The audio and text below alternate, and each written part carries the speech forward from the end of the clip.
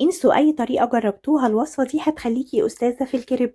مستحيل تفرقي اللي هتعمليه النهاردة واللي بتشتريه من اشهر المحلات.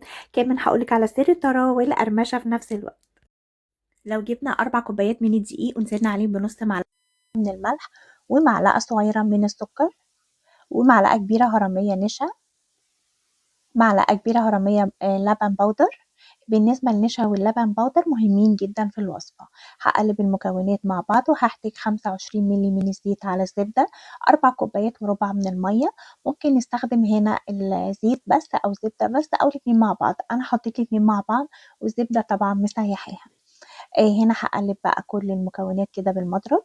ممكن نعمل الخطوة دي في الخلاط، بس أنا استسهلت إن احنا نعملها كده، مخدتش وقت خالص. تمام جدًا. لو حسيتِ العجينة تقيلة معايا هاخفّفها شوية بسيطة، طبعًا على حسب نوع الدقيق وبيشرب سوائل قد إيه منكم. كده تمام معايا، القوام أقل من المتوسط حاجة بسيطة، أنا محتاجاه كده مش أكتر من كده. هابدأ أصفّيه عشان أضمن إن ما يكون خالي من أي تكتلات. طبعًا لو عملنا الخطوة دي في الخلاط مش هاحتاج خطوة التصفية. تمام. كده تمام معايا. هاقلّب المزيج ده بعد ما أتأكد خلاص إن أنا صفّيت كل حاجة، وهاركنه في التلاجة من نُص ساعة لحد ساعة على حسب وقتنا. ولمّا بيخرج باقلّبه كده بالشكل ده، هنلاقي المزيج تقِل عن ما كنا شايلينه. تمام. هنبدأ بقى دلوقتي نجهّز معانا طاسة على النار، نكون مشغّلين العين الكبيرة ومهديينها، وننزل كده أول ما تعمل تِش كده نعرف كده ده درجة الحرارة المضبوطة للكريب. تمام. أنا حطيت كبشة ونُص على حسب بقى مقاس الصينية عندكم، بس يُفضّل طبعًا صينية الكريب هي اللي هتضبطه معانا.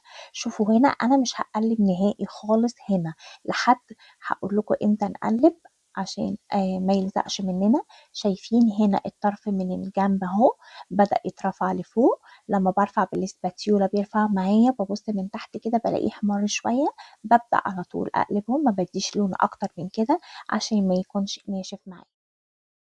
هنا بقى هنبدأ نقلب الكريب. بصوا أنا مش عايزاه ياخد لون أكتر من كده. تمام جدا. كل وش بياخد من 3 ل4 دقايق على حسب النار.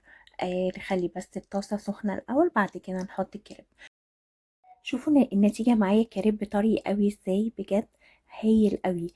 عايزة اقول لكم الكمية دي عملت معايا 12 عيش من الكريب. انتوا ممكن لو زيادة عليكم ممكن نقلل الكمية عادي. طبعا بعد ما بنخلص ضروري جدا نغطيها قبل ما نشتغل. تمام. يا مجرد ما تطلع بنغطي على طول، اللي تطلع نغطيها.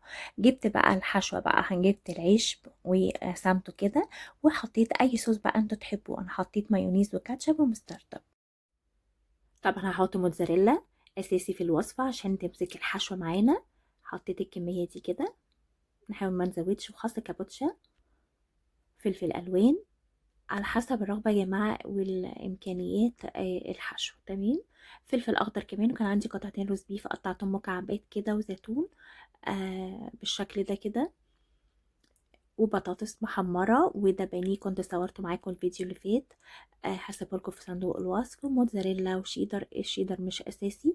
هاخد اول طرف بقى كده من ناحية اليمين وهطبقه كده، وهشد الطرف التاني بالشكل ده. ما تخافوش يا جماعة، العجينة مطاطية و زي الاسترتش كده، فما تقلقوش خالص. بس نصيحة، لو انتوا مبتدئين واول مرة تعملوه ما تزودوش الحشو عشان تعرفوا تتمكنوا كويس في اللف. عايزه اقول لكم لو انتوا لحد هنا معايا انزلوا حطوا لايك للفيديو. بصوا بقى، هنا جبت الصينيه ودهنتها زيت، وهرفعها على النار على العين الكبيره، وههدي لحد ما ياخد كل وش باللون ده كده. تمام جدا.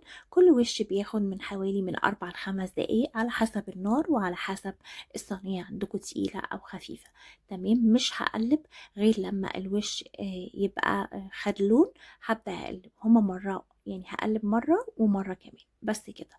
مش هقلب كتير عشان ما يتبهدلش منكم. بصوا النتيجة خطيرة ازاي، بجد مش هتفرقوه عن اللي بره، وكمان موفر عن بره.